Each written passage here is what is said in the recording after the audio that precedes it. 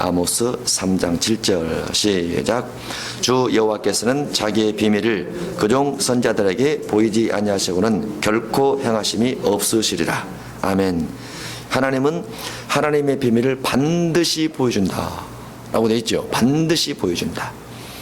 하나님의 비밀이니까 과거의 것은 이미 지나간 것이니까 비밀이 안 되죠. 근데 미래의 것들은 감추어진 것이기 때문에 비밀입니다. 그런데 미래의 것들을 주님께서 보여주겠다라는 거라고 되어 있고, 선지자에게 반드시 결코라고 되어 있기 때문에 반드시 보여준다 이렇게 되어 있어요. 구약에도 하나님께서는 계속 예언을 말씀하시고 예언 따라 진행하시고 말씀하시고 예언 따라 진행하시고, 때로는 날짜를 정해 놓으시고 그리고 진행하시고 사람을 정해 놓으시고 진행하시고, 이런 부분이 아주 많이 있어요. 다만 이제 예수님께서 재림할 때, 재림할 날, 이것은 없습니다. 그 나머지 많은 부분들은 거의 다 시대라든가 사람 이름이라든가 기간이라든가 기한이라든가 이런 것들을 거의 다 정해놓은 것이 아주 많이 있다는 거, 아주 많이 있어요. 창세기 3장 14절 이하 14, 15, 16, 17, 18 이렇게 해서 하나님께서 뱀에 대해서 정해놓은 것, 여자의 후손에 대해서 정해놓은 것, 사람에 대해서 정해놓은 것, 여자에 대해서 정해놓은 것, 이런 것들이 자연계까지 포함해서 다 되어 있다고 말이죠. 그런 것들을 보면 하나님은 미래에 주어질 일에 대해서 하나님의 성도가 어떻게 무엇을 하면서 준비할 것인가에 대한 철저한 준비된 가운데서 역사를 준비케 하는, 성도를 정비케 하는 그런 성경의 역사를 살펴볼 수가 있어요. 그래서 우리가 하나님께서 정해놓으신 것, 하나님께서 정해놓으신 것에 대한 관점이 두 가지를 볼 수 있는데, 한 가지는 예정적으로 정해놓으셨느냐 아니면 예지 예정으로 정해놓으셨느냐라고 했을 때, 신학적인 관점은 예지 예정으로 정해놓으셨다 이렇게 볼 수 있습니다. 예정이다 이것보다는 예지 예정이다. 앞으로 이렇게 될 걸 아시고 정해놓으셨다, 이렇게 될 걸 아시고 이렇게 말씀해 놓으셨다라고 보는 게 좋습니다. 예정으로 정해놓으면 좀 문제가 있어요. 문제가 예지 예정으로 이렇게 될 걸 아시고 정해놓으셨다. 예지 예정으로 정해놓은 것은, 성경에 기록된 것은 때와 기한 같은 경우는 약간씩의 변경이 가능합니다. 더 늘려지기도 하고 더 당겨지기도 해요. 때와 기한 같은 경우는. 그리고 기록된 성경 같은 경우는 예언이 변경이 불가능할 것 같지만은 변경된 가능도 있어요. 변경될 가능성도, 예를 들어서 창세기 49장에는 하나님께서 단지파를 향해서나 레이지파를 향해서 유다지파를 향해서 여러 부분 예언을 해놓는데, 그 중에서 레이지파를 주위에서 해놓은 예언이 나중에 변경이 됩니다.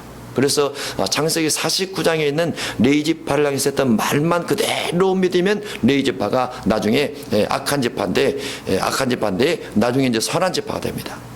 그래서 기록된 것도 변경의 가능성이 있다라는 것도 우리가 참고를 하고, 하나님께서는 어쨌든 미래에 주어질 일들을 미리 아시고 그런 부분에서 믿음의 사람들에게 교훈하고 준비하고 깨어있게 하고 이렇게 하기 위해서 선지자들에게 미리 가르쳐 주시더라라고 되어 있어요. 그러면 구약시대는 선지자가 한정되어 있습니다. 기름 부음 받은 자만 선지자예요. 근데 신약시대는 성령 받은 사람은 다 선지자이기 때문에 성령 받은 누구든지 미리 하나님께서 정해놓으신 일들이라든가 영성적인 부분에서 아는 것이 당연하다 이렇게 볼 수 있어요. 구약과 신약이 틀립니다. 그래서 신약에 주어진 모든 사람이 제사장이요, 신약의 성령 받은 모든 사람이 선지자이면서 동시에 왕된 권세를 가지고 있기 때문에 신약의 모든 성도는 하나님께서 미래에 이렇게 될 일을 아시고 정해놓으신 것들에 대해서 성령을 통해서 알 수 있는 길들이 있다고 말이죠. 그와 같은 것들을 하나씩 알아가게 되는 것이 영성이다 이렇게 볼 수 있습니다. 어쨌든 개인적으로나 국가적으로나 사회적으로나 하나님께서 정해놓은 것, 정해진 것들에 대해서 우리가 알려줄 때는 우리가 보고 듣고 느낄 수 있다라고 볼 수 있고, 그와 같은 부분들을 보고 듣고 이렇게 하는 것은 크게 어려운 건 아니다 그렇게 볼 수 있어요. 이 모든 부분들이 사람에 대해서 눈으로 보듯이 영적인 세계도 어느 한 사람이나 한 국가 중심에서 거의 다 영적인 현상들이 있기 때문에 그렇습니다. 첫 번째, 교만하지 말라. 영성에 대해서 교만하지 말라라는 것을 보도록 합니다. 고린도전서 14장 37절입니다. 37절 시작. 만일 누구든지 자기를 선지자나 혹은 신령한 대로 생각하거든 내가 너희에게 편지하는 이 글이 주의 명령인 줄 알라. 만일 누구든지 알지 못하면 그는 알지 못한 자니라. 아멘. 스스로 신령하다 이렇게 생각하지 말라고 말이죠. 누구든지 다 하나님께 살아가시면 신령해질 수 있고 누구든지 다 선자가 될 수 있다고 말이죠. 누구든지 성령 받은 사람은 성령의 그 일을 해주시기 때문에 누구든지 가능하다라고 되어 있어요. 그래서 다른 사람과 비교를 해서 응답받지 못하는 사람에 비해서 내가 응답을 더 받는다고 신령하다가 아니면 내가 하나님의 특별한 은사를 받은 사람인 것처럼 그렇게 착각하지 말라고 말이죠. 누구든지 다 가능하다. 누구든지 가능하다라는 것을 기억해 놔야 됩니다. 고린도전서 10장 12절 보겠습니다. 시작. 그런즉 선줄로 생각하는 자는 넘어질까 조심하라. 어떤 은사를 가지고 하나님 앞에 바로 서 있다든가 말씀을 가지고 바로 서 있다든가 능력 가지고 바로 서 있다라고 생각하는 사람은 넘어질까 늘 조심하라. 늘 넘어질까 조심하라. 그러면 불안해하며 살으라. 뭐 그런 건 아니지만은 하여간 조심하며 살으라 그 말이죠. 조심하며 살으라. 그리고 영성 같은 경우는 더 높은 영성이 있긴 하지만은 항상 남과 비교를 하면 안 돼요. 여성들은 뭘 조심해야 돼요? 시기 질투를 조심해야 돼요. 남성들은 자존심 상하는 걸 조심해야 되고 자존심을 빨리 내려놔야 되고 여성들은 시기 질투를 내려놔야 되고 그래서 남이 보이든 남이 안 보이든 그거 신경 쓰지 말고 자기나 열심히 부려고 하면 된다. 그것만 조심하면 믿음이 돼서 하나님이 일을 할 수 있어요. 선줄로 생각하는 사람은 넘어질까 조심해야 된다. 자, 고린도전서 14장 36절입니다. 하나님의 말씀이 너희로부터 난 것이냐 또는 너희에게만 임한 것이냐 너희에게만 임한 것이냐 너희만 하나님 말씀 받은 자이냐 너희만 응답받은 자냐 그 말이죠. 만일 누구든지 자기를 선지자나 혹은 신령한 자로 생각하거든 내가 너에게 편지하는 이 글이 주의 명령인 줄 알라. 만일 누구든지 알지 못하면 그는 알지 못한 자니라. 스스로 어떤 영적인 부분에서 높은 단계에 있는 것처럼 착각하지 말라고 말이죠. 그런즉 내 형제들아 여헌하기를 사모하며 방언 말하기를 금하지 말라. 모든 것을 품위 있게 하고 질서 있게 하라. 품위가 있어야 돼요. 그리고 질서가 있어야 됩니다. 성령께서 말씀하신다고 해서 다 뿜어내면 안 돼요. 성령께서 말씀하신 것 플러스 절제, 인내, 그 다음에 상대방에 대한 배려 이런 것들이 있어야 돼요. 반드시 배려 이런 것이 있어야 됩니다. 그렇지 않고 성령께서 말씀하시기 때문에 이것은 100% 전달하지 않으면 내가 죽을 것 같아 라고 생각하면 안 돼요. 덕이 안 되는 것은 왜냐하면 모든 은사의 목적은 덕이에요. 덕. 뭔가 오늘 내가 그 사람에게 말을 해서 그 사람이 덕스러움 받지 못하고 나를 대적하거나 그러면 아니야만 못해요. 성령께서 나를 통해서 뭔가 하실 때 처음에는 막 강력하게 받고 뜨겁게 받고 불같이 받아서 다 토해내는 것이 주님의 뜻 같지만은 거기에 무엇이 플러스가 돼야 된다고요? 덕. 응답받지 못하는 이유가 하나님께 물어보지 않아서 그래요. 기도할 때 뭔가 물어보면서 마음속에 여유를 줘야 하나님께서 그 여유 속에서 이렇게 응답을 주시는데 묻는 기도를 해야 돼요. 마음의 여유를 가지고 그렇게 꼭 필요합니다. 모든 사람이 선지자일 수 있으니까 스스로만 선지자나 스스로만 신령한 사람으로 생각하지 말라. 그 다음에 이제 은사를 가져도 은사를 신령하면서 품위가 있어야 된다. 그리고 질서가 있어야 된다. 질서. 모든 사람이 일어날 수 있고 모든 사람이 방언할 수 있지만은 품위 있게 하고 질서 있게 하라 라는 부분을 잘 지켜가야 좋습니다.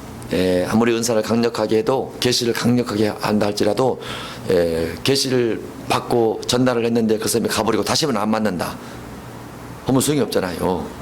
10번 만나서 차근히 말해준 게 좋지 한 번 말해서 확 가버리게 하는 것이 좋은 게 아니에요. 알았죠? 그래서 자꾸 은사를 어떻게 덕 있게 써야 된다. 질서 있게 쓰려고 해야 된다. 질서 있게. 그러면 은사가 아름답게 와요. 자, 이제 은사의 실용적인 부분에서 들어갑니다. 육체 안에 있는 것이 무엇인가? 여기서부터 육체. 창세기 2장 7절에 여호와 하나님의 땅에 흙으로 사람을 지으시고 생기를 그 코에 불어넣으시니 사람이 생명이 되니라. 생기를 불어넣으셨다. 사람이 생명이 됐다 해서 우리 사람 몸 안에 무엇이 있냐면은 생기가 있어요. 생기가 성령입니다. 성령인데 생기가 우리 몸 안에 들어있다는 거. 생기란 호흡입니다. 호흡이고 이 호흡적인 부분을 요한복음 20장에서 숨을 내쉬며 성령 받으라 그랬어요. 숨을 내쉬며 성령 받으라. 여러분이 한숨 한번 쉬어보세요. 자, 이게 생기예요. 예, 우리가 목숨이라는 것이 정말로 하찮은 것이 입 다물고 코 막으면 죽습니다. 다른 말로 숨 안 쉬면 죽는 거예요. 목숨이 얼마나 하찮아요. 그래서 목숨의 질 가치가 어디 있겠느냐. 그렇게 돼 있어요. 숨 안 쉬면 죽기 때문에. 근데 사람이 호흡을 하고 숨을 쉬고 한숨을 내뱉고 숨을 들이마시면서 사람이 살아요. 그 속에 사람이 살게 되는 기운이 있다고 말이죠. 호흡 속에 살게 되는 기운이 있어요. 이게 아담이 타락되기 전 하나님께서 아담을 만드실 때 그에 사람을 살게 하는 기운을 집어넣는데 그에 생기를 집어넣었다고 말이죠. 그래서 사람 속에는 생기, 다른 말로 성령께서 계세요. 그 다음에 이사야 64장 8절에 보면은 그러나 여호와여 이제 주는 우리 아버지시니다. 우리는 진흙이요 주는 도기장이시니 우리는 다 주의 손으로 지으신 것이니다. 도기장이가 진흙 한 덩이로 하나는 귀히 쓸 그릇을 하나는 천을 쓸 그릇을 만들 거라 없느냐 해서 하나님께서 사람 만드실 때 천하게 만든 사람도 있고 귀하게 만든 사람도 있더라 라고 되어 있어요. 하나님께서 어떤 사람은 천하게 만들었고 어떤 사람은 귀하게 만들었어요. 천하게 만든 사람을 인정을 해야 됩니다. 귀하게 만든 사람도 인정을 해야 돼요. 그런데 천하게 만들어진 사람은 나를 왜 천하게 만들었습니까? 라고 따지고 귀하게 만든 사람은 다른 사람보다도 내가 귀하게 만들어졌습니다 하면서 자랑을 하면서 살아요. 그건 아니에요. 천한 것과 귀한 것은 하나님께서 그 사람을 통해서 하고자 하는 일 때문에 그래요. 일 때문에. 하나님의 영광을 위한 부분 때문에 그 사람을 그렇게 만들었다고 말이죠. 그래서 사람이 스스로 생각할 때 그렇게 생각하는 것 자체가 어불성설이라는 거. 하나님께서 보실 때는 나를 통해서 할 일이 있기 때문에 나를 그렇게 만들었다는 거. 그러면 천이 쓸 그릇과 귀히 쓸 그릇에 대한 분별을 하면 됩니다. 분별. 귀히 쓸 그릇도 교만하지 않고 천이 쓸 그릇도 우울증에 빠지지 않으면 하나님께서 귀하게 쓰는 거예요. 하나님이 일을 위해 쓰기 때문에. 그럼 맞겠죠. 그러면 우리가 천하게 만들어졌다 할지라도 뭐에 걸리지 말라? 우울증에 걸리지 말라. 거울 보고 주께서 나를 이렇게 만들어 싸우니 나는 우울증이 친구가 되지 않습니다. 할렐루야. 자꾸 그래야 돼요. 또 귀하게 만들어진 사람이 거울 보면서 주님께서 나를 이렇게 만들었으니 내가 참 자랑스럽습니다. 그래도 안 돼요. 주님의 할 일을 제대로 하고 있나 하지 못하고 있나 이걸 잘 봐야 돼요. 그거를 하나님께서 그렇게 만들었더라 그 말이죠. 자, 생기입니다. 생기. 사람 몸 안에 들어있는 거 생기인데 창세기 2장 7절에 간주가 되어 있습니다. 에스겔 31장 5절에도 마른 뼈에 대한 부분에 생기 부분이 쭉 들어가 있습니다. 그 다음에 두 번째 가면 숨 이꼬르 호흡이라고 되어 있습니다. 숨과 호흡. 두 번째 몸 안에 들어있는 것이 무엇이냐면 본성입니다. 이 본성. 사람들이 이 본성 부분과 인간됨과 그 다음에 하나님의 은혜적인 부분을 약간 착각하는 부분이 있어요. 본성적인 부분하고 이 본성은 언제부터 주어지게 되냐면 타락될 때부터 본성이 주어집니다. 그러니까 생기를 가지고 주어지는 생각 부분이 있는데 생기를 가지고 주어지는 생각적인 부분은 하나님과 소통하고 하나님의 뜻을 성취하고 하나님 말씀에 순종하는 부분으로 진행이 되는데 이 본성적인 부분은 하나님의 뜻과 반대되는 개념을 가지고 우리 내면 속에서 생각을 끌어올려요. 본성은 이 본성 본능입니다. 그래서 믿지 않는 사람이 이방인들이 이 땅에 태어나면서 본성 가지고 태어나는데 그 사람은 그대로 자연적으로 살아가는데도 마지막에는 지옥을 가요. 왜냐하면 본성이 악하기 때문에 그렇습니다. 하나님 외에 다른 신을 섬기게 추구하기 때문에 그렇습니다. 그래서 본성 본능 따라 살면 안 돼요.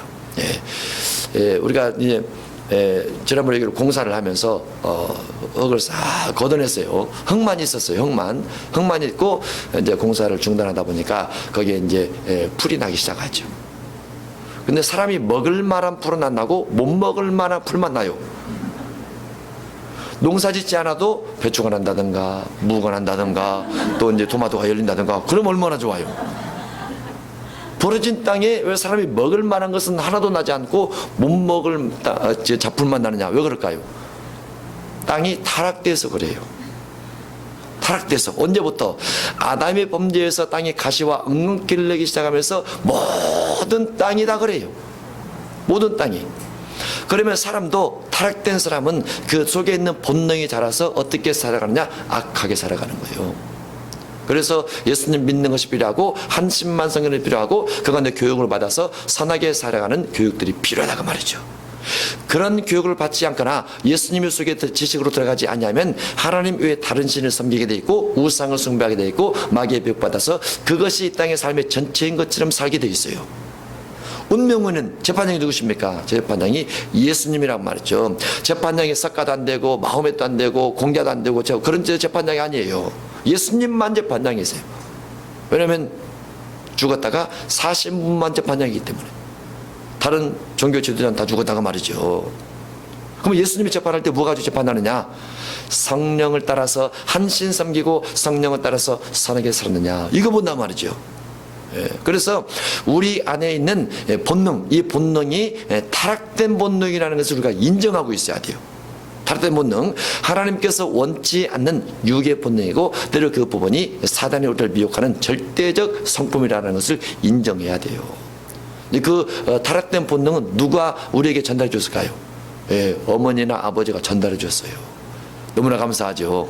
하나님께서 모태의 나를 조성하시고 나를 지키긴 했지만은 그 타락된 본능은 부모님이 전달해 준 거예요. 그래서 내가 죄악 중에 출생하였으며 내 모친의 뱃속에서 내가 죄악 가운데 잉게 되었으며, 이런 고백들이 있는 거예요. 사람 타락이 됐어요. 예수님 믿는다고 해서 이 본능이 깨끗하게 정결하게 사라져버렸다? 아니죠. 우리가 알아요. 분명히 기도할 때는 성령의 은혜가 있고, 말씀을 살포할 때는 말씀대로 살리는 열망이 강력하게 있는데, 말씀과 기도를 쉬면 내 속에서 꾸물꾸물 올라온다고 말이죠. 본능이. 그래서 누구든지 속에, 예수 믿는 사람도 누구든지 성령도 있지만 본능도 있어요. 그런데 이 본능이 요한일서 3장 8절로 가면 악을 행하는 자, 불의를 행하는 자, 사람의 일을 하는 자, 마귀 일이다, 마귀에 속했다라고 되어 있어요. 그래서 본능과 마귀가 한 짝이 돼서 우리 속에서 일을 하고 있기 때문에 예수 믿을지라도, 성령이 있을지라도 본능이 없다면 마귀가 없어요. 그 사람은. 할렐루야죠. 본능이 없다면. 그런데 본능 안에 있기 때문에 성령 받았을지라도 마귀와 같이 살고 있는 것이 우리 현실이에요.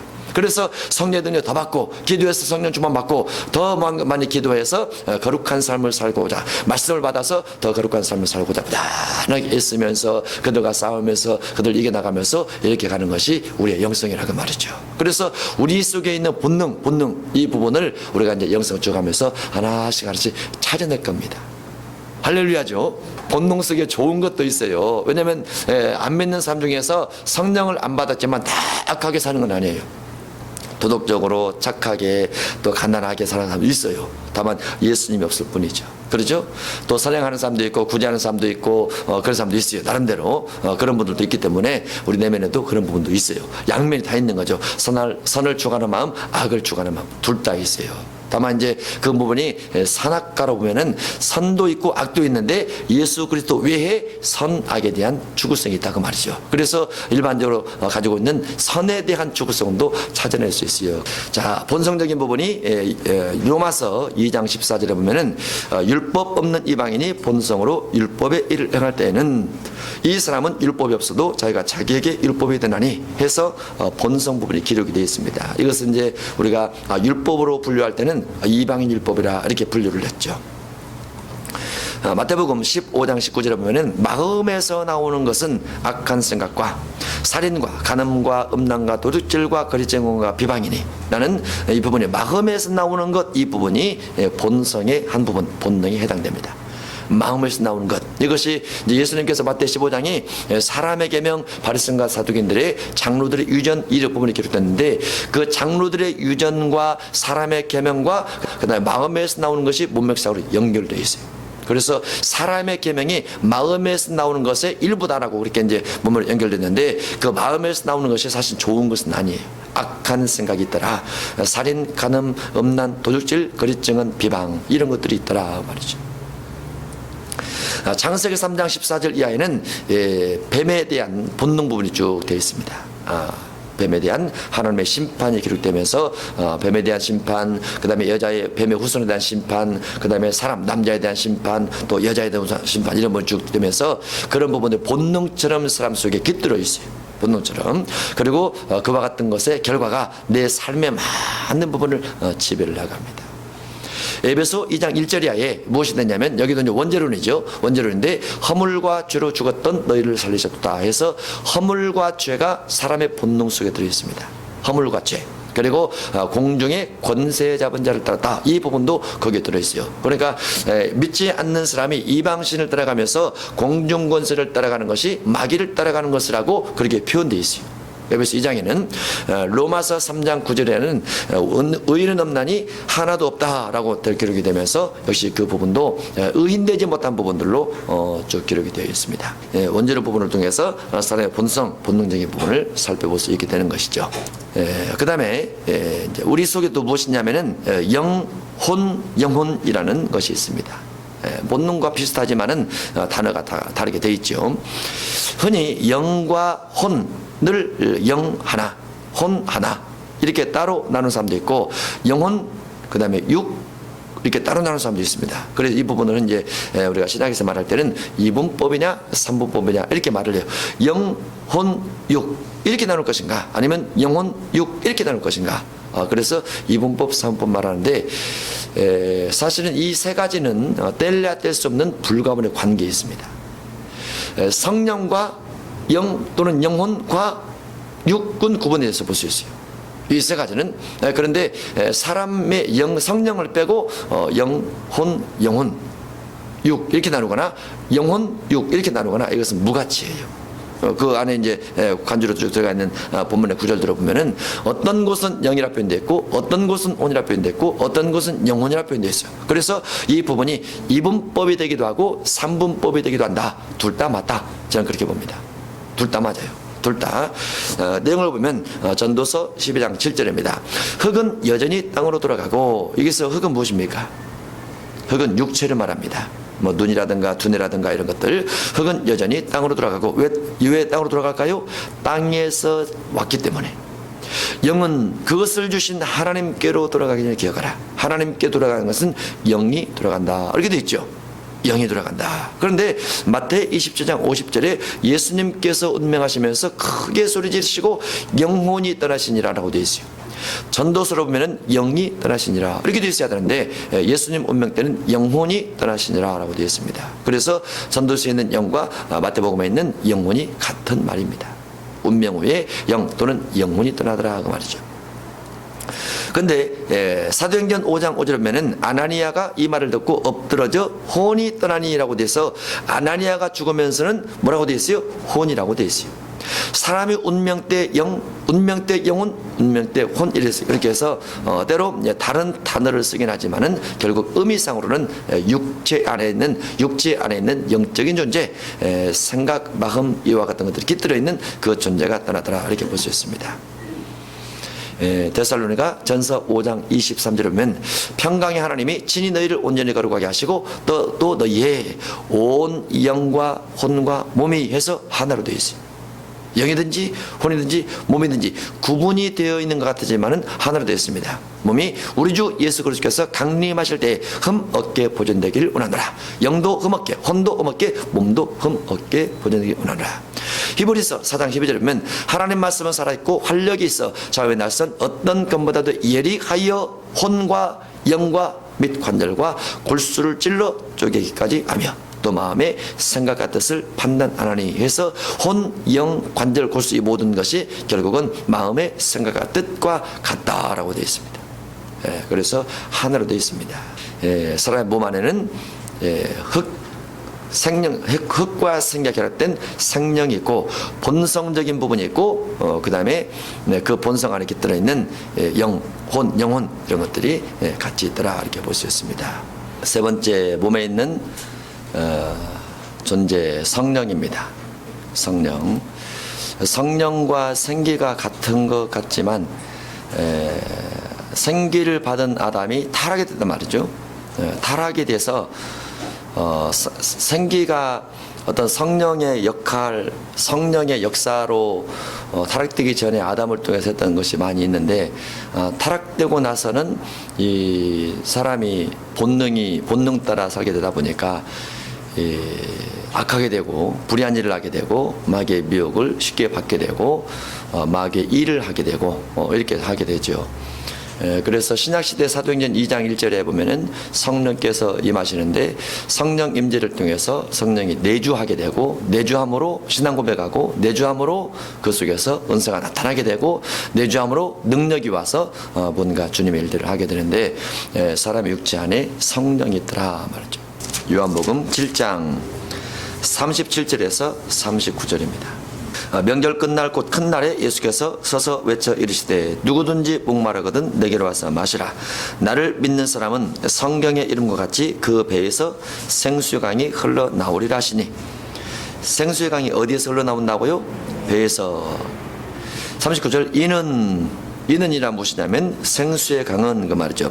생수의 강이란 그를 믿는 자들이 받을 성령을 가리켜 말씀하신 것이라. 그래서 생수의 강이 흘러나온다 그 말은 성령이 흘러나온다 그 말이고, 성령이 흘러나오는데 어디에서 흘러나오느냐? 배에서 흘러나오더라 라고 되어 있어요. 성령이 배에서 흘러나오더라. 잘 기억해 놓으세요. 그 다음에 사도행전 2장으로 가겠습니다. 성령이 어디에서 흘러나온다고요? 배에서 흘러나오더라. 사도행전 2장 17절입니다. 17절 시작.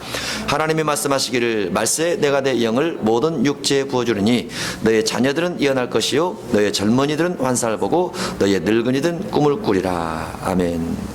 성령을 어디에 부어준다고요? 육체에 부어준다. 육체죠. 여기 이제 영, 혼, 육, 영혼, 혼, 영혼, 육체에 부어주더라고 말이죠. 성령을 육체에 부어준다는 것이 사도행 요한복음 7장으로 가면 배에 부어준다. 이렇게 연결돼서 볼 수 있죠. 이제 문맥이 같은 내용이기 때문에. 그러면 성령이 육체에 부어준다고 말이죠. 일단 육체 안에 성령이 계시는구나 라고 생각하면 됩니다. 육체 안에 성령이 계시고, 성령이 생수의 강이라는 이름으로 내 몸 안에서, 내 육체에서 흘러나온다라고 되어 있어요. 고린도전서 3장 16절입니다. 너희가 하나님의 성전인 것과 하나님의 성령이 너희 안에 계시는 것을 알지 못하느냐. 너희가라는 것은 육체 안에 그 말이죠.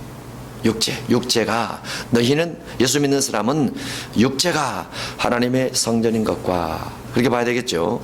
예수 믿는 사람은 육체가 하나님의 성전인 것과 하나님의 성령이 육체 안에 계시는 것을 알지 못하느냐. 그렇게 볼 수 있습니다. 사도행전 2장과 그리고 요한복음 7장과 같이 연결되어 있어요. 고린도전서 6장 19절에 보면 너희 몸은 너희가 하나님께로부터 받은 바 너희 가운데 계신 성령의 전 성전인 줄 알지 못하느냐.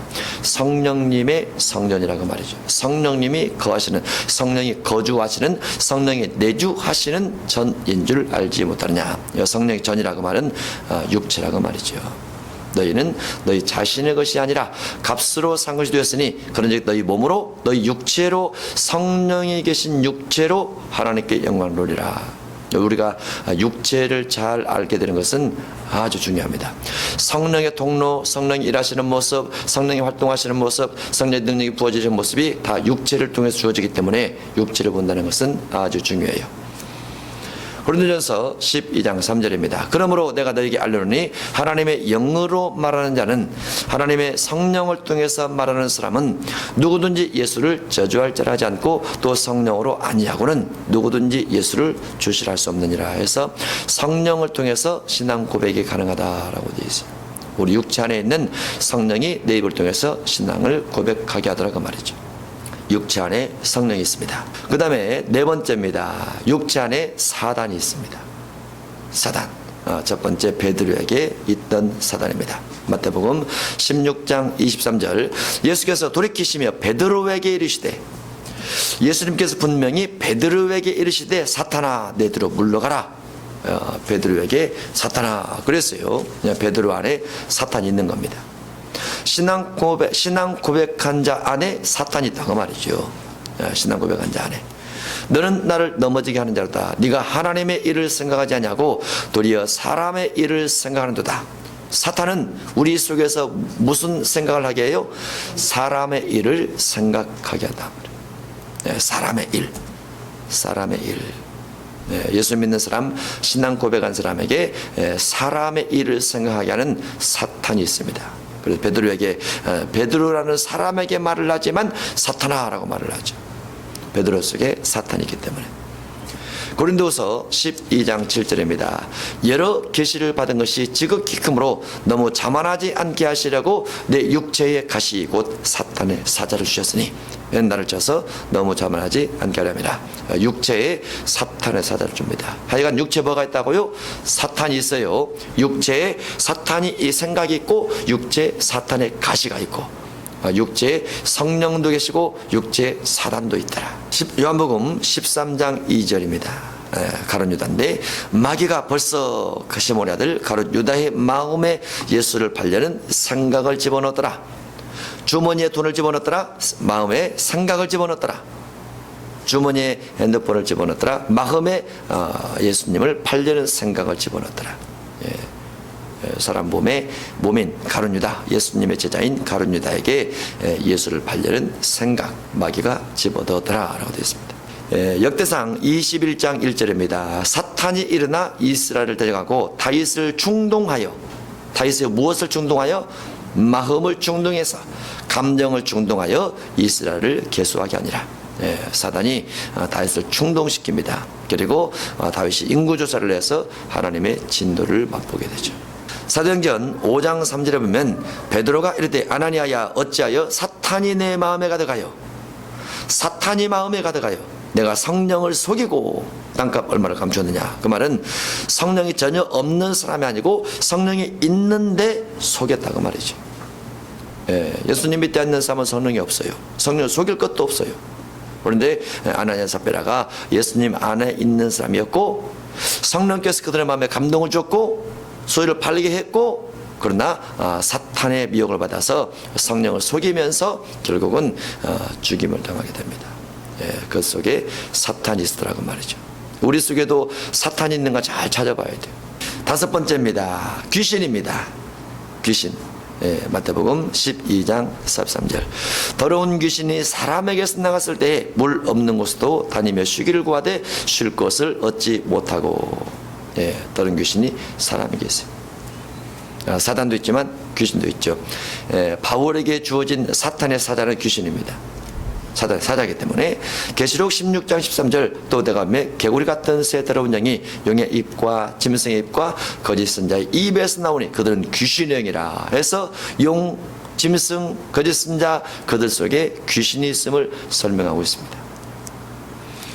구약은 성령이 있다가 떠나기도 하고 떠났다가 다시 오기도 합니다. 근데 이제 다시 오시는 경향보다는 있는 성령이 떠난다 이런 경향이 많은데 사무엘상 16장 14절 여호와의 영이 사울에게서 떠나고 여호와께서 부리시는 악령이 그를 번뇌하게 한지라 해서 사울 왕에게 성령이 있었지만은 결국은 마귀가 들어가는 것처럼 이렇게 되어 있습니다. 믿는 사울 왕이었죠. 그가 마귀가 들어갔더라라고 되어 있습니다. 우리 내면 속에 성령과 마귀와 나라는 존재, 사탄, 생기 이런 것이 되어 있지만은 종합하면 내 속에 나와 성령과 마귀가 있더라 이렇게 구분해서 볼 수 있습니다. 심령을 살피다 두 번째 보면은 여호와께서 사무엘에게 이르시되 그의 용모와 키를 보지 말라. 내가 이미 그를 버려놓으라. 내가 부른 것은 사람과 같지 아니하니 사람은 외모를 보거니와 나 여호와는 중심을 보느니라. 자신의 중심, 내 마음이 어떠한지, 선한지 악한지, 욕심이 많은지, 열정 있는지, 우울증에 빠졌는지, 자꾸 부정적인지, 낙심적인지, 심장이 따뜻한지 차가운지, 냉철한지, 칼같이 싹둑 자르는지, 부드러운지 온유한지, 자기가 살아온 인생을 생각하면 안 돼요. 그것은 과거인 것이고 자기 심장에, 자기 마음에 희노애락의 감정이 있어요. 한 가지만 가지고 하죠. 기쁨의 감정이 어느 정도나 있나. 자기 마음 스스로 자기를 보세요. 슬픔에 대한 걸 보겠습니다. 슬픔의 감정이 느껴지거나 보여지거나 엉엉 우는 모습이 보이거나 심장 볼 때 그 내면 속에 엉엉 우는 모습이 보이거나 과거에 누가 돌아가셨다, 이별을 했다, 그 다음에 슬픈 일을 겪었다, 헤어졌다, 이런 부분 때문에 슬픈 감정이 남아있을 수가 있어요. 기도하면서 많이 울 수도 있어요. 기도하면서 물질 때문에, 질병 때문에, 자녀 때문에, 부모 때문에, 배우자 때문에, 그런 부분 때문에 슬픔의 감정이 남아있을 수가 있어요. 영성론에서 심령을 못 보다라는 부분을 보겠습니다. 바리새인은 서서 따로 기도하여 이르되 하나님이여 나는 다른 사람들 곧 토색 뿌리 가름을 하는 자들과 같지 아니하고 이 세례와도 같지 아니함을 감사하나이다. 나는 일에 2번씩 금식하고 또 속에 11주를 드리나이다 라고 되어 있는데, 이 부분은 바리새인이 육신적으로 하는 것은 기억하고 있지만은 자기 내면 속에 있는 토색 뿌리 가름을 볼 수 없고, 내면 속에 있는 외식을 볼 수 없고, 다른 사람과 비교를 해서 비교적 우위에 있다, 비교를 해서 내가 더 낫다, 이런 생각만 가지고 있는 사람입니다. 그래서 자신의 심령을 못 보는 사람이에요. 자신이 무슨 일을 하고 있다는 외식적인 것은 알고 있지만은 자기 내면 속에 어떠한 잘못이 있는가를 모르는 사람입니다. 자, 이게 바리새인이에요. 우리는 자신의 내면 속에 어떠한 죄와 어떠한 단점이 있는가를 알아야 돼요. 우리가 첫 번째 그렇게 했죠. 내 심장 속에 무엇이 있는가, 이것을 알아야 돼요. 뭔가 죄성이라든가 외식, 불의함, 이와 같은 것들을 알아야 돼요. 알아야 그 다음에 다른 사람의 티를 볼 수 있다, 볼 수 있어요. 그 다음에 왕하 6장 18절에 보면은 눈을 어둡게 앞서서 하는 부분이 되어 있습니다. 나중에 이제 이것도 해보겠습니다. 심령을 살피다 라고 했는데 사무엘상 16장 7절 아까 봤고요. 그 다음에 요한복음 2장 25절에 또 사람에 대하여 누구의 증언도 받으실 필요가 없었으니 이는 그가 친히 사람의 속에 있는 것을 아셨습니다. 여기서 사람의 속에 있는 것이란 사람의 마음을 말합니다. 예수님은 사람의 마음을 다 안다 말이죠. 안다. 어떻게 하셨을까? 사람의 마음을 어떻게 하셨을까? 사람의 배를 보고 하셨을까? 아닙니다. 배에는 마음이 없어요. 그렇죠? 마음은 어디에 있어요? 마음은 대부분 심장에 있다. 그리고 뇌에 있다. 뇌와 심장, 여기를 보면 그 사람의 내면을 싹 읽을 수가 있어요. 그럼 예수님은 예수님에 다가오는 많은 사람들, 바리새인도 나다나엘도 그 다음에 니고데모도 다 보고 그들에게 다 말을 해줍니다. 말을 해줘요. 그런데 정작 본인들은 본인을 몰라요. 본인을 볼 수 있는 눈이 있어야 남을 보는 자격이 되기도 하고, 본인을 보는 눈이 있어야 본인이 회개도 합니다. 그래서 본인을 보는 눈은 아주 중요해요. 본인을 보는 눈, 본인을 볼 수 있어야 된다. 자기가 자기를 볼 수 있어야 된다. 자기. 그리고 또 이제 나중에 하면서 쭉 하겠습니다. 창세기 3장에 보면 자신의 죄를 보는 부분이 있습니다.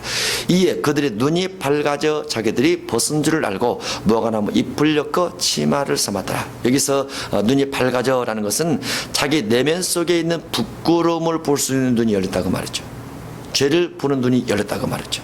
자기 내면 속에 있는 죄나 부끄러움이나 악함이나 본능이나 이런 것들을 보는 눈이 열려 있어야 돼요.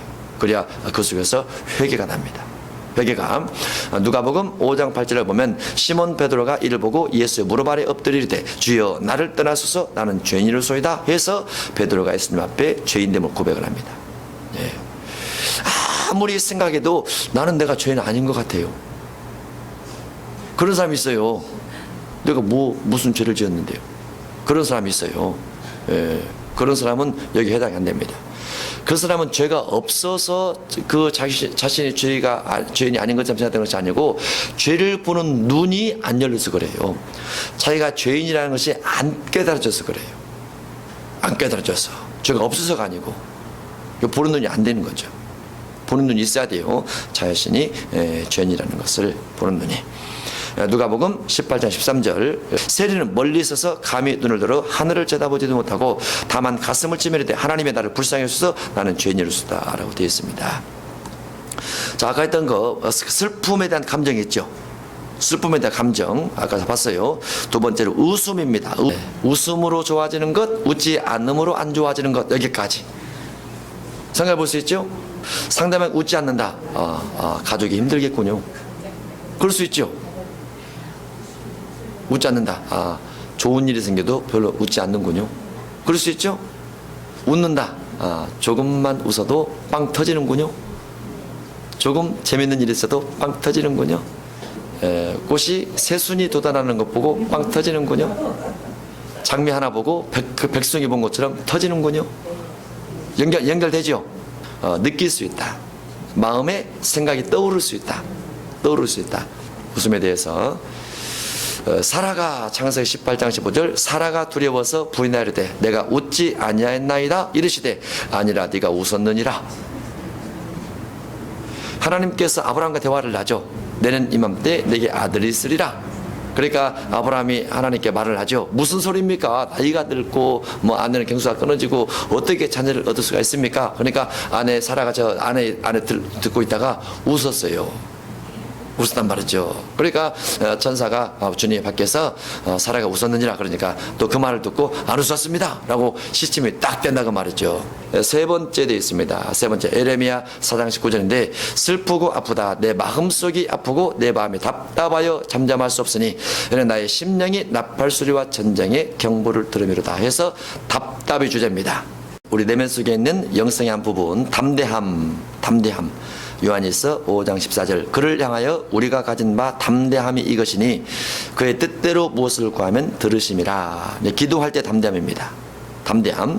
담대하게 기도하면 주님께서 들으신다라고 되어 있어요. 그래서 우리가 담대하게 기도한다는 것은 믿음으로 기도한다 그말 같거든요. 믿음으로 기도한다라는 것은 의심이 없다는 것이고 두려움이 없다는 것이고 무서움이 없다는 것이고 염려가 없다는 것이기 때문에 담대함입니다. 강력하게 내가 기도하는 제목에 대해서 주호의 의심도 없이 확 하나님께 간절히 전심으로 전력을 다해서 구하는 것, 그게 담대함인데 하나님 앞에 기도할 때뿐만 아니라 환경 속에서도 어떤 선한 일을 할 때 담대하게 할 수 있는 것, 여기도 담대함에 들어갑니다. 사람의 본능 속에는 무엇이냐면 두려움이 있어요. 죽음에 대한 두려움이라든가 환경에 대한 두려움, 사람에 대한 두려움, 어떤 삶의 의지에 대한 두려움, 이런 것들이 인간관계에 대한 두려움 이런 것들이 많이 있습니다. 본능 속에는. 성령이 들어오시면 성령은 그 자체가 없어요. 성령이 충만하게 되면 담대하게 되는 거죠. 그런데 육신적으로 연약해서 뭔가 두려움을 갖고 있고 의심을 갖고 있고 염려를 가지고 있는 사람이 그것 때문에 사실 기도를 합니다. 본능이 강력하게 되는 사람은 신을 잘 의지하지 않아요. 의지하지 않다 보니까 성령을 통한 담대함이 아니고 인간적인 담대함을 가진 사람이 있어요. 그런데 예수님 믿는 사람들은 하나님께서 사람을 택할 때 약하고 연약하고 초라하고 부족하고 학벌이 부족하고 다 그런 사람을 택해요. 그래서 그 속에 성령을 넣어서 담대하게 만들어줘서 성령을 통한 일을 하게 만드는 것이 고린도전서 1장이다. 그렇게 되어 있어요. 영성으로 볼 수 있는 것 중에 하나가 무엇이냐면 순수함입니다. 순수함, 깨끗한 거죠. 요한복음 1장 47절 예수께서 나다나엘이 자기에게 오는 것을 보시고 그를 가리켜 이르시되 보라 이는 참으로 이스라엘 사람이라 그 속에 간사한 것이 없도다. 그 속에 어디에? 마음에 간사한 것이 없도다. 잔기를 부린다든가 속이려고 한다든가 남을 이용하려고 한다든가 이런 것들이 없더라고 말이죠. 그게 순수입니다. 순수함. 자, 이 순수함이 순수한 사람은 속임을 당하기가 쉬워요. 그런데 하나님께로부터 복을 받는 것도 분명히 있습니다. 복을 받지만 속임을 당하다 보니까 사실 삶에서 넉넉하게 살아가는 사람 별로 없어요. 순수함은 순수함과 지혜가 반드시 결합이 돼야 돼요. 결합이 돼야 되는데 능력까지 결합이 되면 더 좋죠. 그런데 사람이 순수한 사람이 있어요. 순수한 사람, 남에게 어떤 책임을 돌린다든가 남을 이용한다든가 그렇게 하지 않고 자기 일을 묵묵하게 하고 깨끗하게 살려고 하고 남을 판단, 비방, 정죄치 않으려고 하는 순수한 마음을 가진 사람이 있어요. 거기다가 지혜와 능력이 결합이 되면 좋은데 나다나엘이 순수했어요. 그리고 이 순수함을 유지하는 것은 쉽지 않아요. 세상 가운데서 손해보고 사는 일이 많기 때문에. 그러나 성경에서는 하나님께 순수를 요구하시고 그 안에 성령과 지혜와 능력이 드는 일 펴지면 아주 좋습니다.